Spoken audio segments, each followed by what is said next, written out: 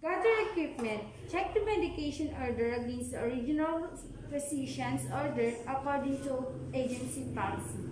Clarify any inconsistency. Check the patient chart for allergies.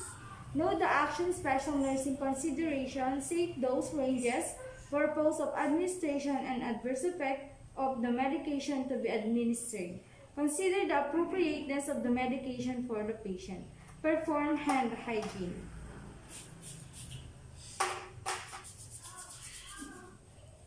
Prepare the medication for patient at a time. Read the MAR and select the proper medication from the patient medication drawer unit of staff. Compare the label with the MAR medication administration record. Check expiration dates. Check the expiration dates and perform calculations if necessary. When all medications for one have been prepared, recheck the label with the MAR before taking them to the patient and return the medication stock to the patient's drawer.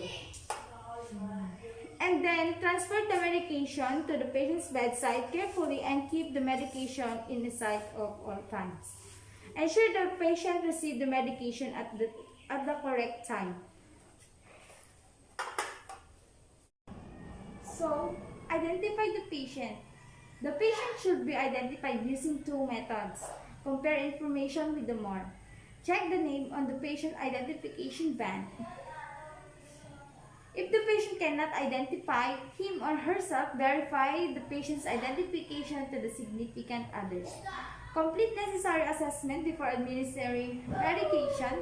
Check allergy bracelet or ask patient about allergies. Explain the purpose and action of each medication to the patient.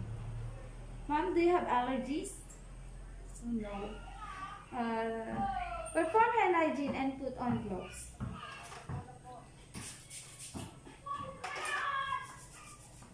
And put on gloves.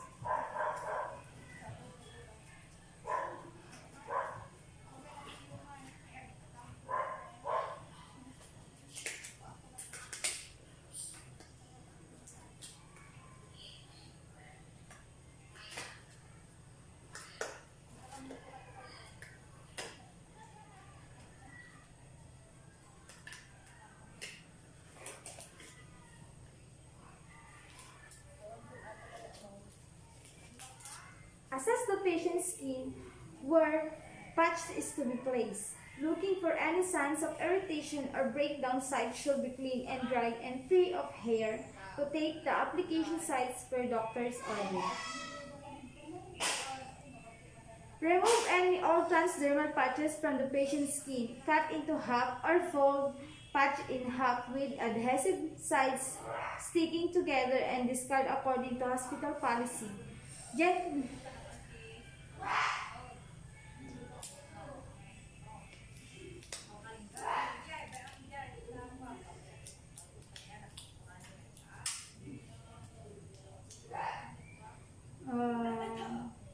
Gently wash the area where the old patch was with soap and water. Ensure the gloved hand is truly dry before holding the new patch.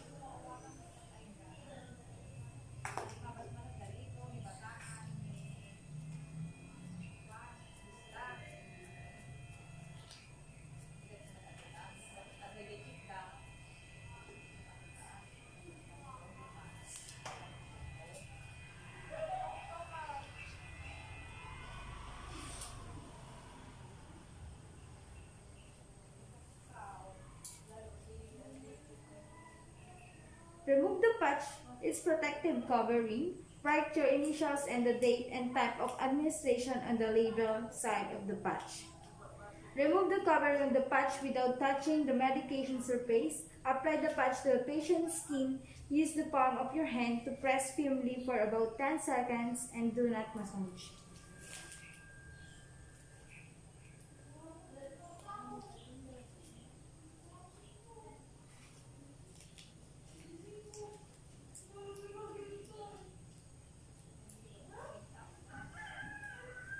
And remove the gloves and perform hand hygiene. And evaluate the patient's response to medication with appropriate time, frame. Document the procedure in the patient chart.